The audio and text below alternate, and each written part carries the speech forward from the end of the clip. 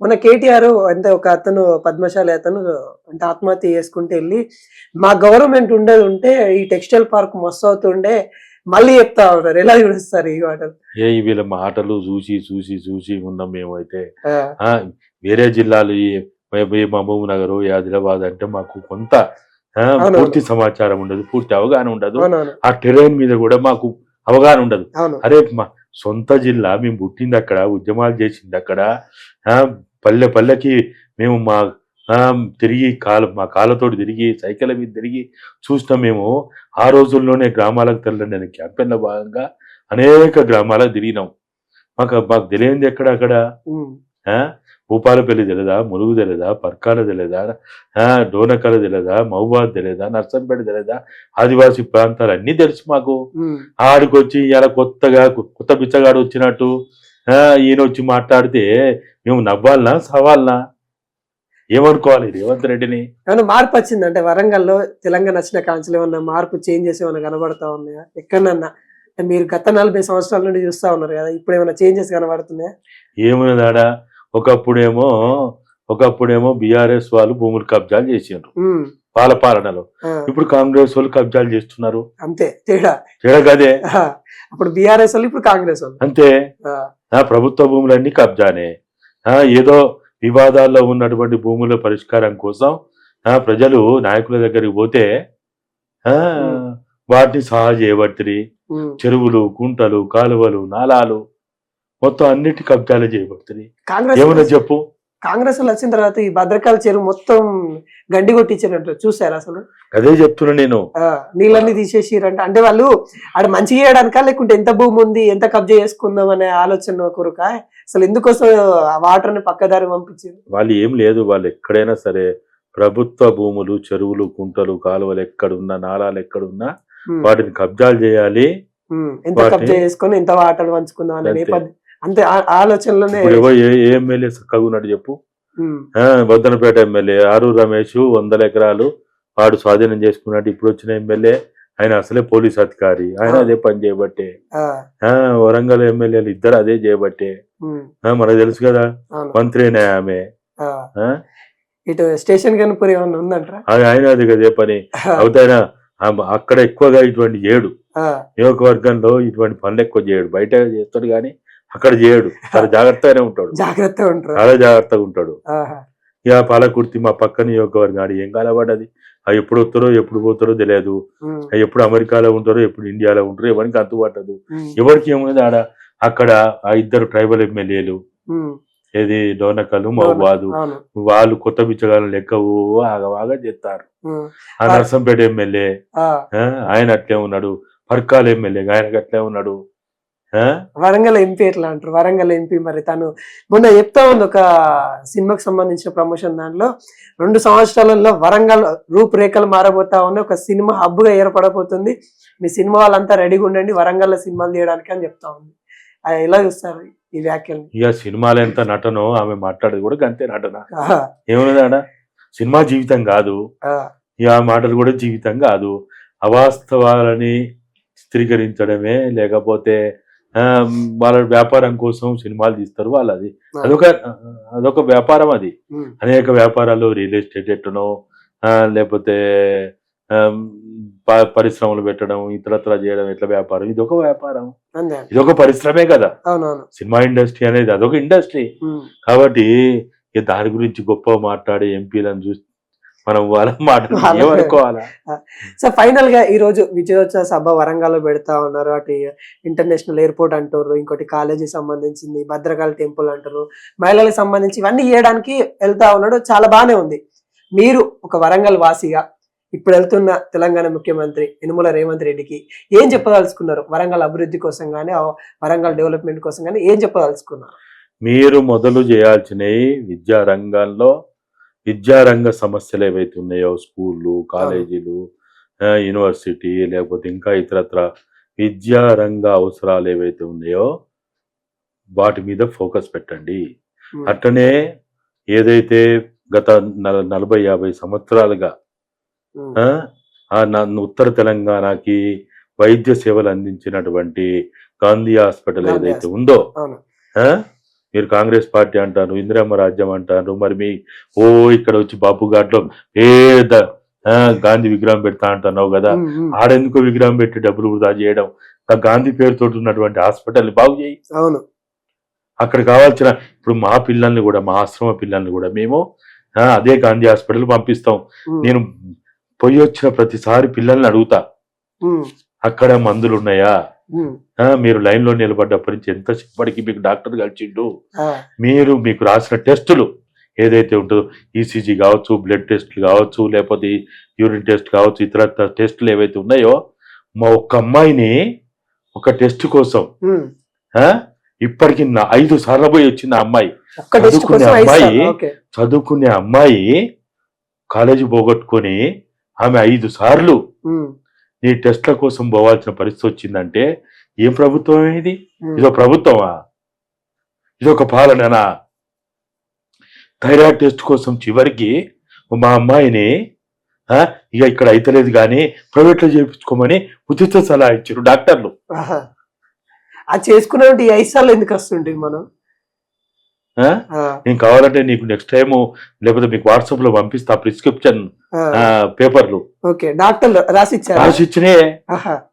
అంటే ఓవరాల్ గానేమో అమ్మాయి ఇక్కడ కాదు, ఎందుకు తిరుగుతావు ఇట్లా ఇన్నిసార్లు, నీ చదువు ఎందుకు పోగొట్టుకుంటావు, ఎక్కడికైనా పోయి బయట చేయించుకోమని మా సలహాలు ఇస్తున్నారంటే ఏం పాలనైనా రేవంత్ రెడ్డి మీకు? ఏ ముఖం పెట్టుకొని వరంగల్లో పోయి విజయోత్సవ సభ పెడుతున్నావు ఇవాళ? వీళ్ళు కార్పొరేట్ వైద్యం అని 10 లక్షల ఆరోగ్యశ్రీ కార్డు ఇస్తా ఉన్నారు కదా, ఏమి ఇంప్లిమెంట్ అవ్వాలి? ఎక్కడ అంత గాలి మాటలు ఇవి, అరచేతులు వైకుంఠం తప్ప ఏమున్నదాడా? అన్ని గాలి మాటలే అంటారు. లేకపోతే ఏమున్నదాడా? ఏమైనా ఉన్నదా? ఇప్పుడు చెప్పబట్టి మేము వినబట్టి ఎన్నిసార్లు అయిపోయింది.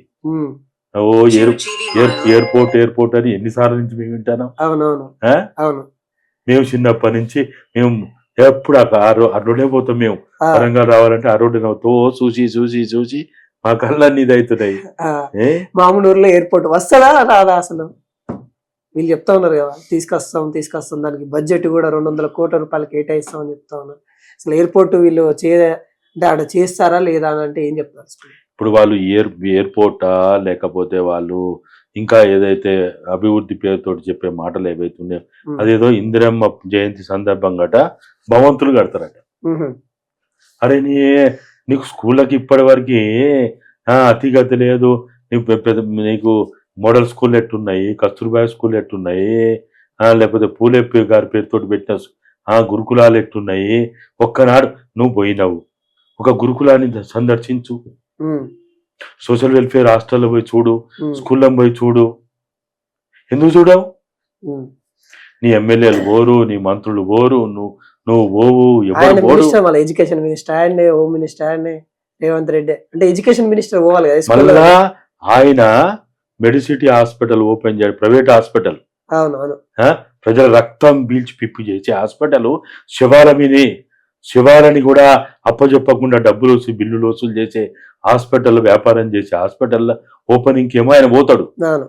అదే పట్టణంలో ఉన్న హాస్పిటల్ మాత్రం చూడడు. ఈ ముఖ్యమంత్రి విజయోత్సవ సభ పెడితేంది? అసలు మంత్రుల పని ఏంది?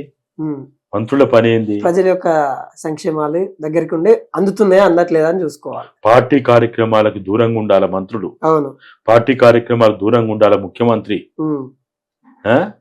పార్టీకి సంబంధించినటువంటి ఏ కార్యక్రమం అయినా వాళ్ళు దానికి దూరంగా ఉండి 24 గంటలు ప్రజల అవసరాలు చూసుకోవాలి. నీకు ఓట్లు వేసినోనికి, నీ ఓట్లు లేనోనికి, ఓటు హక్కు లేనోనికి, ఏ పార్టీడైనా కానీ వాళ్ళ కనీస అవసరాలు తీర్చడానికి, అందులో అది ముఖ్యంగా విద్యారంగము, వైద్య రంగము, వాళ్ళ అవసరాలు సంక్షేమ పథకాలని వాటి పట్ల తగు జాగ్రత్తలతోటి వాళ్ళు పనిచేయాల్సిన సమయాన్ని ఉంచుకోవాలి. కానీ అరే ఇది ఎక్కడిదా నువ్వు పొద్దున్న లేస్తే నీ పార్టీ కార్యక్రమం, ఆ భాష ఏం భాష?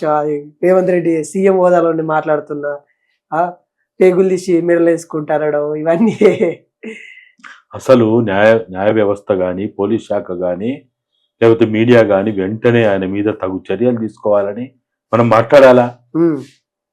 అరే నీ అప్పుడప్పుడు చూస్తూ ఉంటా వీడియోలో ఎమ్మెల్యేలు, మంత్రులు, ఏదైనా కార్యక్రమాలు పోయినప్పుడు వాళ్ళ మెడలో కండువలెత్తి పోలీసు వాళ్ళే తీస్తారు, వాళ్ళ మెడలో దండలెత్తి వీళ్ళే తీస్తారు. అరే పోలీసు ఆయన నీ డ్యూటీ ఏందే అసలు, నీ డ్యూటీ ఏంది? వాళ్ళు మెడలో కండువలెత్తే మెడలో దండలెత్తే వాడు కారు ఎక్కుతుంటే దిగుతుంటే దోడు తీయడానికి నువ్వు ఉన్నది, నీ పని కదా కాదు. అరే అసలు ఎక్కడి నుంచి ఎక్కడికి పోతున్నాం మనం, ఏ పాలన చూస్తా ఉన్నాం మనం, చాలా విచిత్రం వేస్తా ఉన్నది. కాబట్టి ఇప్పుడు ఈ విజయోత్సవ సభలు బంద్ చేసి, ఈ సంవత్సరికాలు బంద్ చేసి, ప్రజలకి ఇచ్చిన హామీలు గ్యారంటీలు అంటారా, డిక్లరేషన్లు అంటారా, ఏమంటారో చాతైందే చేయండి. నా ఉద్దేశం ప్రకారం అయితే ఈ 12 నెలల సంవత్సర కాల పాలన మీద ప్రభుత్వము 9.5 సంవత్సరాల పాలన మీద ఎట్లనైతే వైట్ పేపర్ విడుదల చేసి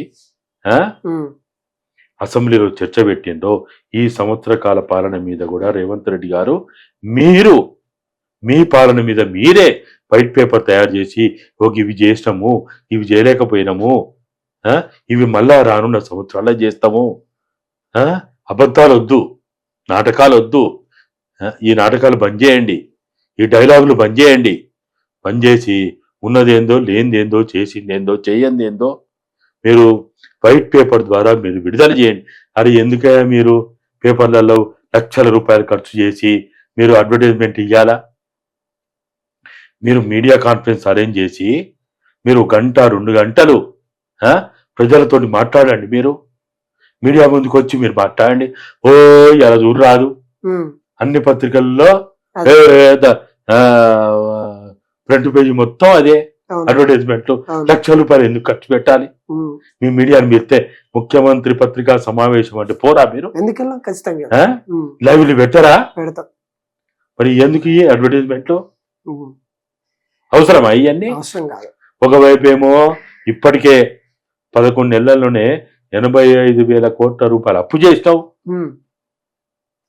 ఇక సంవత్సరికానికి వచ్చేసరికల్లా 1,00,000 కోట్లు అవుతుంది కావచ్చు అప్పే. ఒకవైపు అప్పు చేసి పప్పు కూడు పెట్టలేని పరిస్థితిలో ఉన్నావు. గత ప్రభుత్వం అప్పు చేసి ఏదో ఒక నిర్మాణాలు చేసింది. ఇప్పుడు ఏం కాలపడ్డదాడా? ఈ నిర్మాణాలను కూడా ఇక్కడ సెక్రటరీని కూడా బాహుబలి గేట్ తీసేస్తా ఉన్నారు. ఏందో వాడెవడో వాడు వాస్తానడట, అయ్యగారు చెప్పినట, వాడు చేస్తాడట. ఏమయ్యా? అరే మీరు ఒక రాజ్యాంగాన్ని కాపాడాల్సిన, చట్టాల పరిధిలో పనిచేయాల్సిన వాళ్ళు మీకు ఇవన్నీ ఎందుకయ్యా? మీకు ఈ కూల్చుడు పనేనా? ఇక ఇంకా వేరే పని లేదా? ఆఖరికి ఈ ఎమ్మెల్యే క్వార్టర్స్, ఇప్పుడు మీరున్న క్వార్టర్స్ కూడా కూల్చి ఏంటంటే కాన్స్టిట్యూషన్ క్లబ్ కడతారట.